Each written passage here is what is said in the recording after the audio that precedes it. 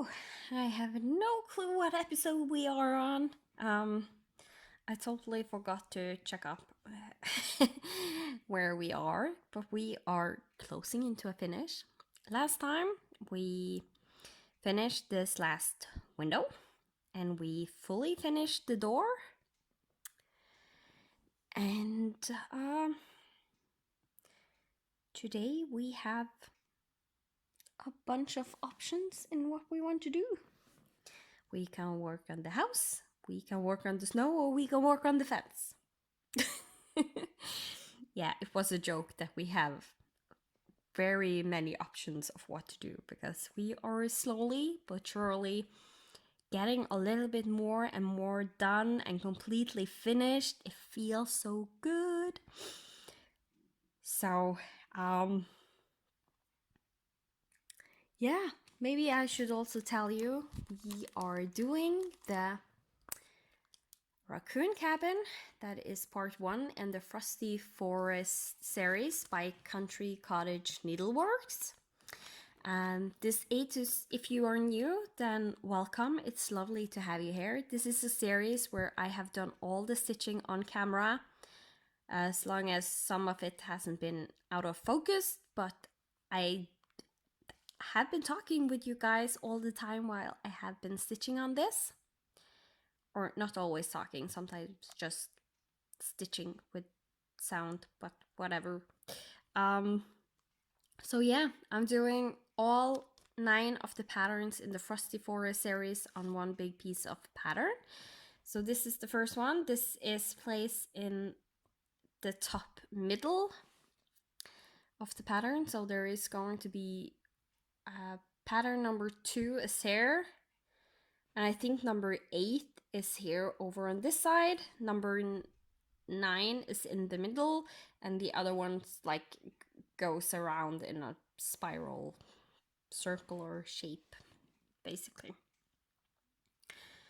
So, yeah, if you want to know information and stuff about this, then I can recommend watching the first and second episode. I do normally a little bit of telling you what I'm doing and how I'm doing stuff. So the pin stitch method has been explained multiple times. And just I also try to explain why I do things the way I do, or how I am thinking about stitching it. And it really depends on just what I feel like. So so let's get into stitching. I will zoom you in, and I think we will start on this left section of the house, then maybe go down and do some more snow. Let me see, I need 420, this color right here. It's on bobbin. I'm using a master set for almost all the DMC except white. And there has been one specialty floss used in this one. The white one and the specialty floss is in floss away bags. The rest is on bobbins and using from my master set. So I did buy all the DMC needed for this one, but I still stitch from my master set.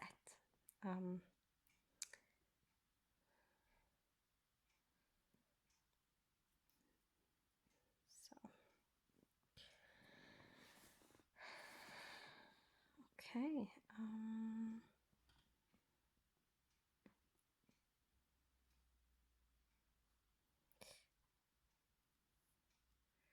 We're just going to use a very short length right here because I want to do the loop method, and I'm frugal, so I'm using the last few stitches that I can from each strand.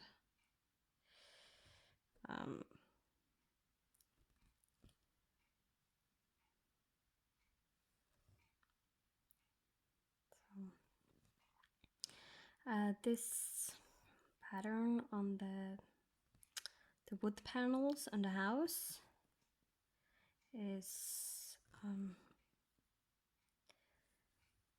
this first row was only one row of that color, but from there every color has like 2 rows, and then it changed to the next color, and then 2 rows of that color, and then it changed to the first color, and so on. So 1, 2, 3.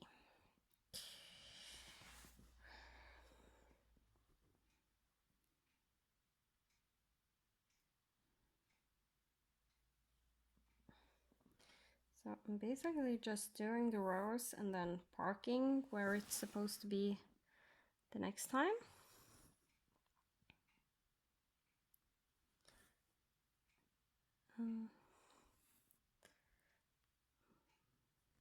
Mostly because then I think my stitches look nicer.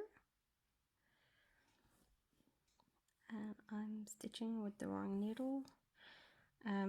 On my project, after I found the easy guide needle, I usually always stitch with two needles, especially if I'm doing the pin stitch, because I have a regular needle that I usually only use for pin stitching, and then I use the easy guide needle to stitch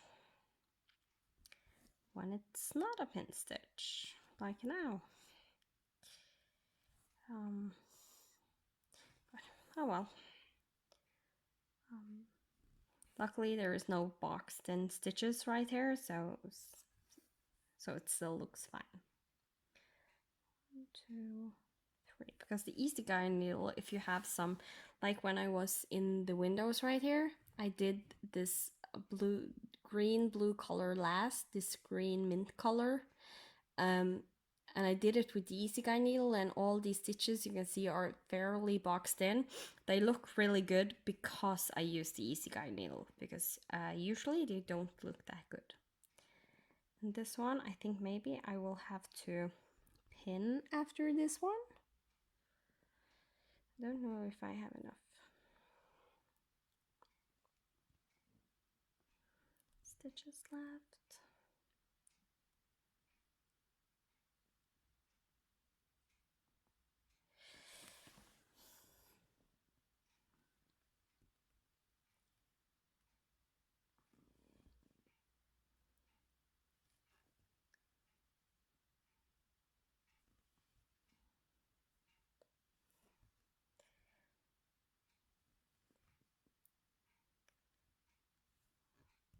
Actually, I will just pin stitch this now so don't get in trouble. Even though I think it was last time or the time before, I found a really good way to, if I get in trouble and have to like play the really hard version of thread chicken, I find a way to do that without having to flip my project. That was nice. Because usually when I play what I call the hard version of thread chicken, I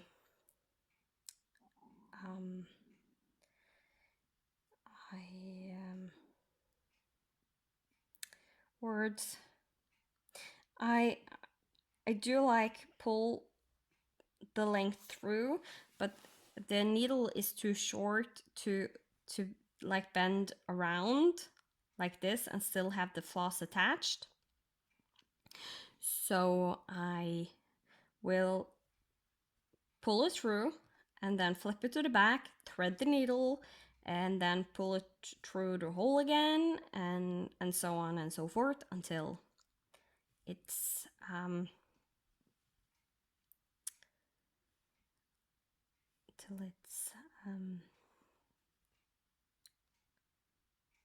until I have managed to do the stitches I wanted to do.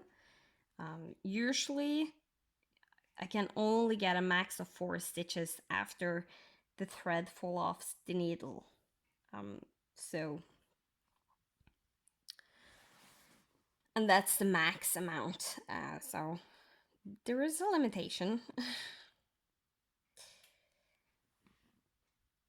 how many I can get done. But it's a nice way to squeeze out that 1 or 2 extra stitches, and but then you usually have to flip over your project. But I think it wasn't the last time, but the time before, the video before, I used an extra length of floss that I had on my needle that I took the 2 ends in the eye of the needle, so I got a little loop or a big loop at the end of the needle. So I used that needle to go the direction that I wanted my floss to go, the floss I was like trying to play thread chicken with.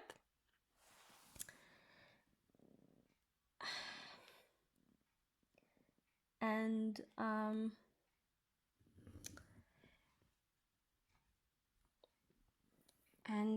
then I took the loop and did catch the floss I wanted to do the thread chicken with, the floss originally color I was using. And then I just pulled that, like if it was this floss, then I just had this in the loop, and when I then pulled the needle, this would be pulled the direction I wanted in the loop.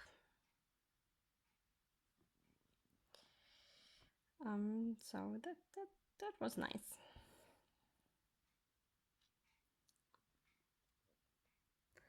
I'm not paying attention to what I'm doing anymore.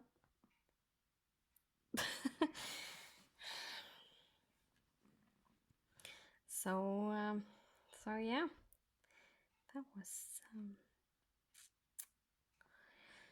really nice to know that I have that option if the need is there.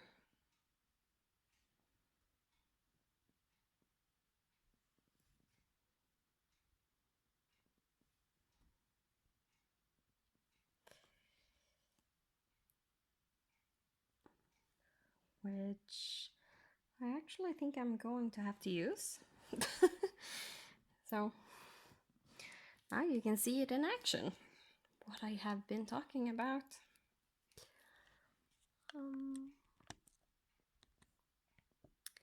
I hope the lighting and stuff is good enough for you. It's terrible weather again. And of course, the day it was sunny and stuff, I couldn't film because my husband and son was home. So I can't really film when they are at home, unless my son is sleeping and my husband is either out of the house or busy playing. But if he's busy playing, he has a tendency to like, oh, he wants something to eat, so he comes up to the kitchen, and then he always have to go into the living room just to see that I'm alive or something. So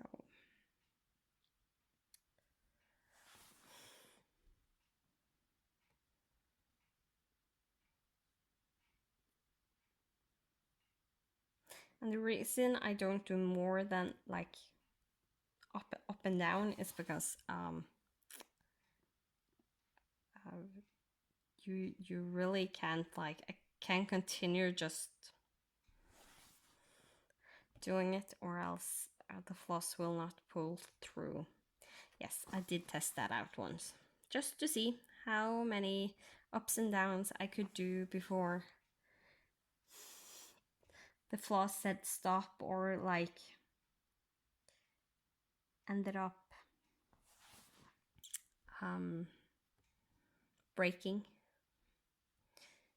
And to be honest, it wasn't many, so 1 down and 1 up is more than enough. Now I'm doing pin stitch. And it actually works on the pin stitch also, doing it this way, amazingly enough.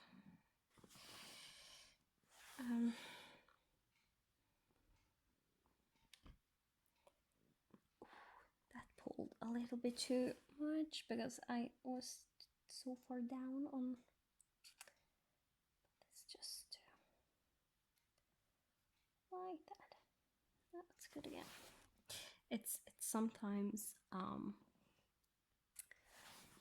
if the loop like catches the floss very far down, so there's like a big length of tail right here, then I sometimes pull it very tight. So I try to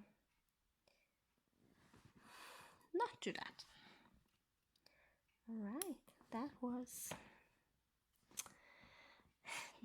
was my demonstration of playing floss chicken without having to turn over your project. Which I love for this series. Because when filming, it's difficult to turn over your project. Okay, I think I will work this.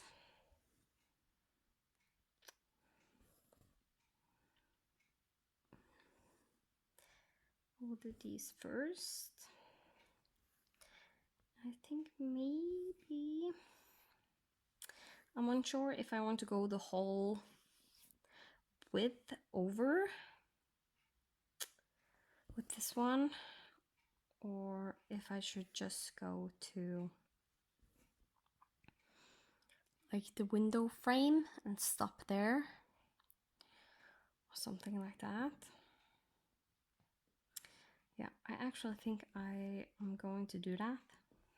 So then I can just do half stitches, not exactly to the edge, but one stitch away from the edge, because then when I do this color on this side, it's not two stitches directly underneath each other, so you can't really tell that I have stopped off this color and then started over again, because you usually can tell if it's like two stitches right over each other.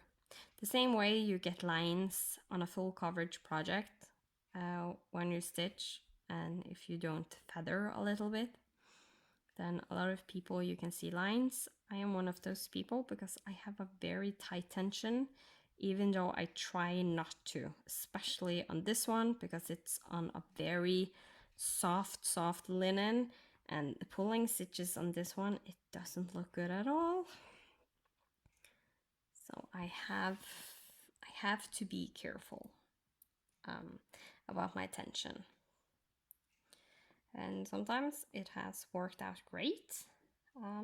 Sometimes I ramble on too much or try to think about too much at once to actually pay good enough attention to what I'm doing. So some of the stitches may be a little bit on the tighter side, but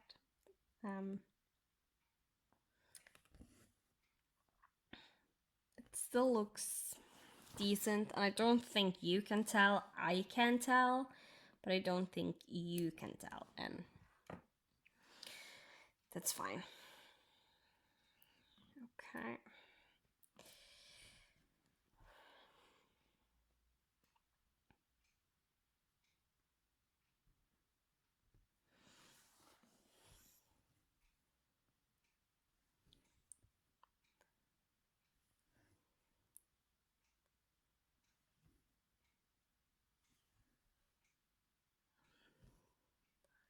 Now working this section, but the same every other stuff. And the reason I pin stitch like this half pin stitch is so this stitch will lay nicely, and also not having the stitch on the back going directly here, because it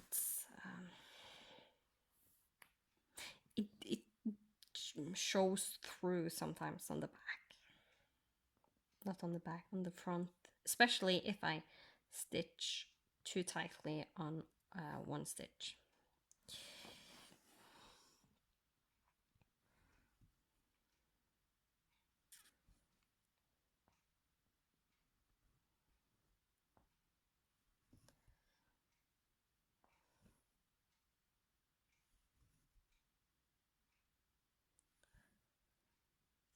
So this house is starting to look really, really good. And right now I'm struggling with deciding, do I want to finish the house, or do I want to finish the snow, or do the fence and then do the snow, or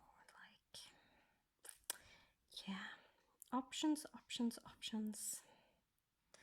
I really don't like making decisions, just as you know. So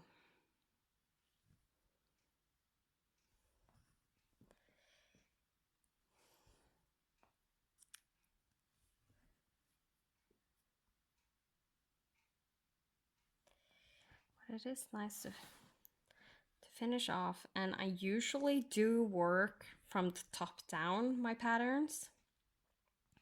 Even if I start in the middle, I will work my way up and then work from the top down everything that hasn't been stitched. And while I trail my way up, I try to do it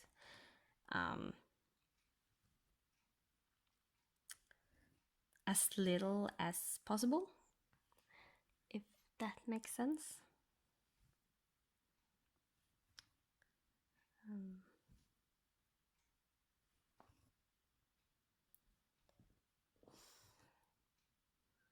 So I do the least amount of stitches I need to get from the middle to the top, and then I work from the top and downwards. And lately I have just started my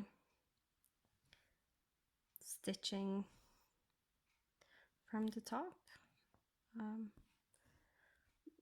Before I always was like, okay, I have to start in the middle and so on and so forth. And some of the patterns I still do, because if it's a kit, they don't always give you a 3-inch margin or anything like that. And I usually don't give myself a 3-inch margin, but when I cut the fabric, I know how many inches of a border I have, so it's easy to start at the top, especially if it's not a full coverage. Then I just start in the top center usually, and that normally is the highest point also.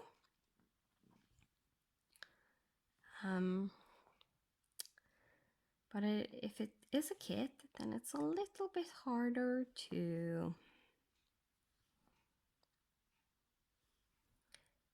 know where you are supposed to start at the top. Of course, I can measure my way to it and do the calculations. I have done that also, but it's sometimes it's just easier to start in the middle and just slow work your way in almost a straight line to the top and then go down.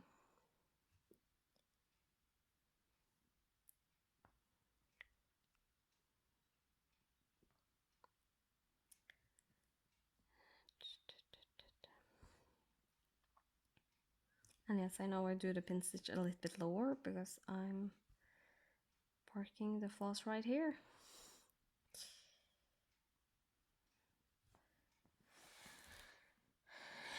All right. I might have to play a little bit floss chicken with this length also.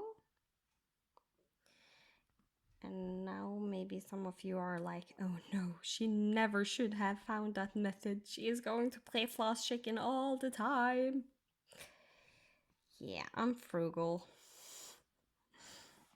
And it's like, it's a new method. I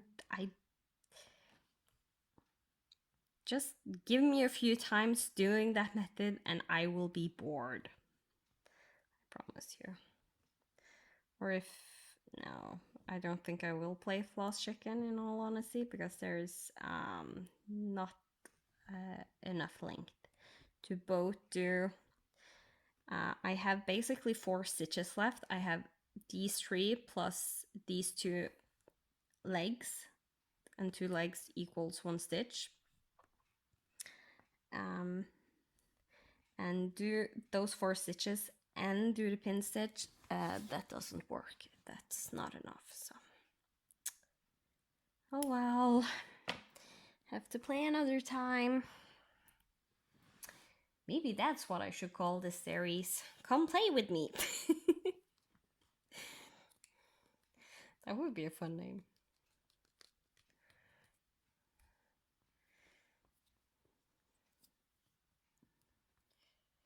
Maybe that's what I'm going to call this episode. Come play floss chicken with me.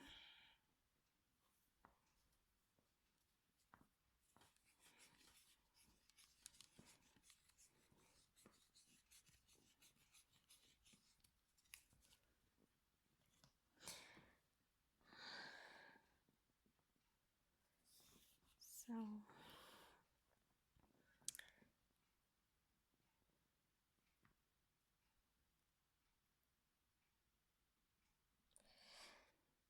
and I am just going to use the non-easy guide needle right now, the normal needle, because it's 4 stitches and then I have to do the pin stitch. So I'm not doing 4 stitches and switching needles. That I only do when I do parking, especially diagonal parking. But with diagonal parking, I usually use a needle that has a better needle eye, so it's easier to thread. This one doesn't really have a good needle eye.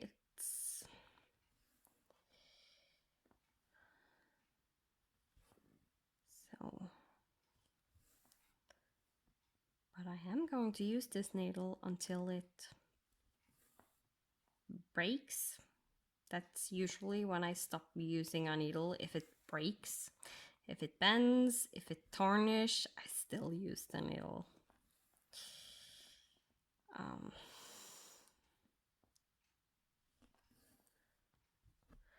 That is also a little bit why this one isn't a really good needle eye. It wasn't so bad to begin with, but it has tarnished a little bit, so the eye is a little bit not the best to work with. And I know I have a bunch of needles. I could just switch out the needle, but I don't, because I still manage to thread the needle. It's just a little bit slower than I usually am, and it doesn't bother me that much.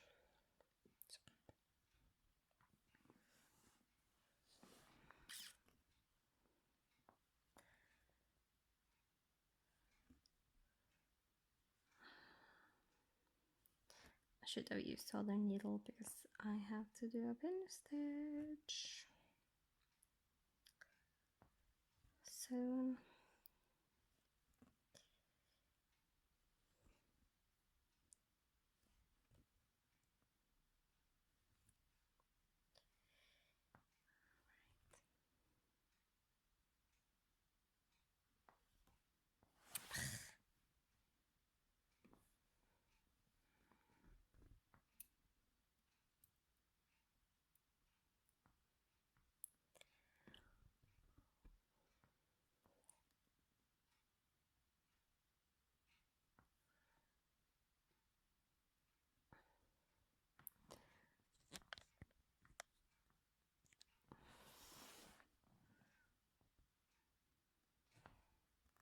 But the good thing with the eye of the needle being a little bit tarnished is that the floss, if when you first have it on there, it sticks like really good to the eye, so it's hard to accidentally pull the floss off the needle. So in a way, it's a good thing. All right, doing a little bit more of this color.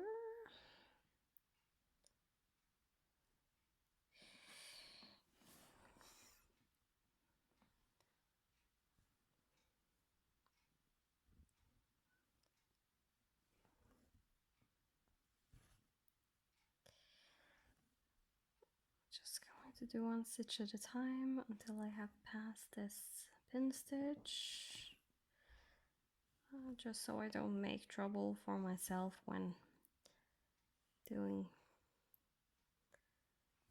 the pin stitch again.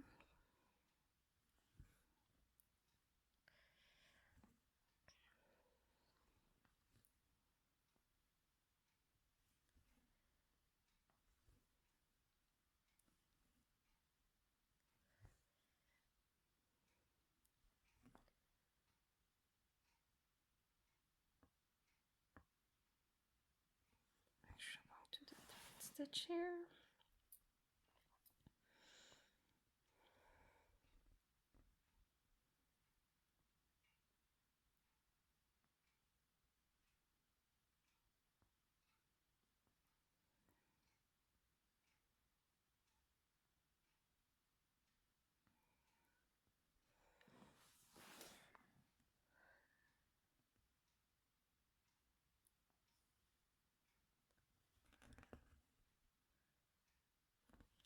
And if you want a more detailed explanation about the pin stitch, like I could find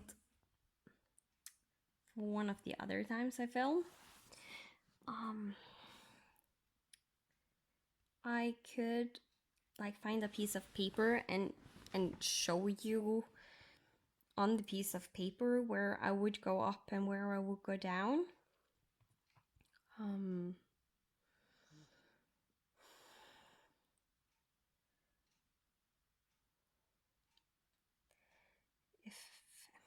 If that is something you would be interested in.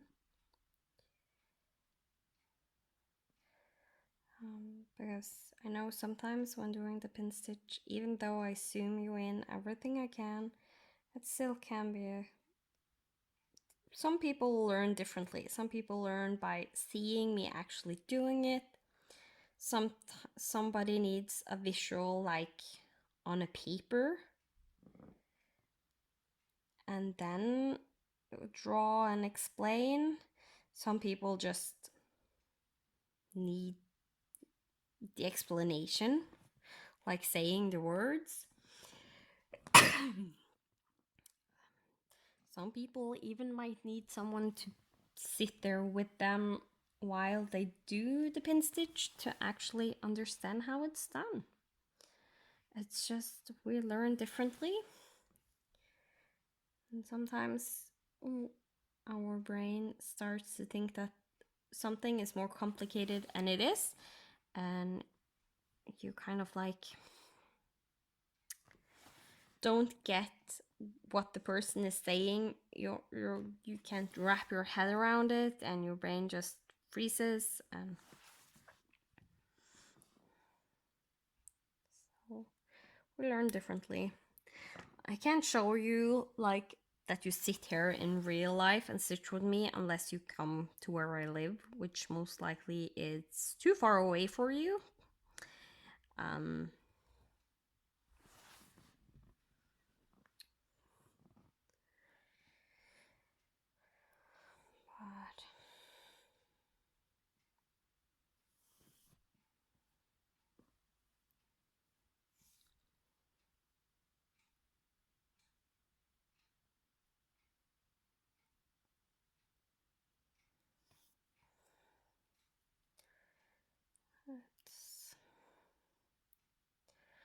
So yeah, what I was saying is, if you want like that, I should draw it on a piece of paper, how I do the pin stitch and explain, and then try and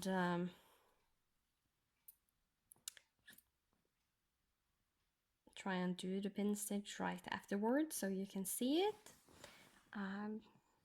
That I don't think that would be a problem to do. So just let me know. I was thinking about making a series about how I do stuff, like how I do my parking method, how I pin stitch.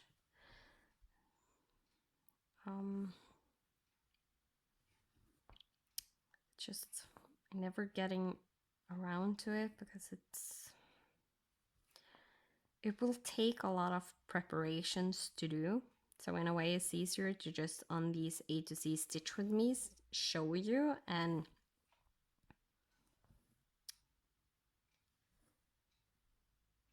you get like I also think you get a better understanding of how I'm stitching and why I'm stitching the way I do in these A to Stitch with me, because it comes so much more natural. You get different situations that pops up, and I try always and explain how and why I do it the way I do it, so you kind of like get all the exceptions and so on in a full series like this. And as I'm continue stitching, as I have said, I'm constantly developing my stitching, learning more, getting better, finding new methods. So constantly changing.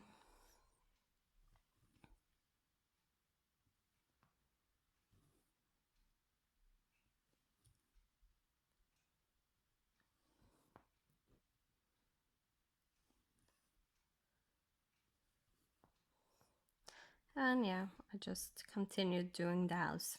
I saw that there wasn't many minutes left of the video because I tried to keep them at the 45 minutes length.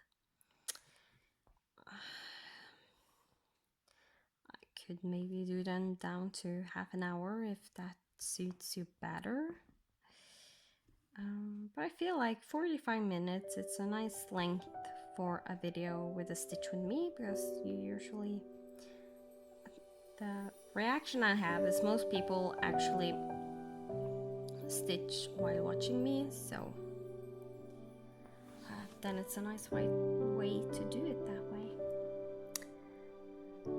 Okay, my husband is coming home, so I will end this episode here, and we're almost at the 45 minutes mark, so I will see you next Friday. Have a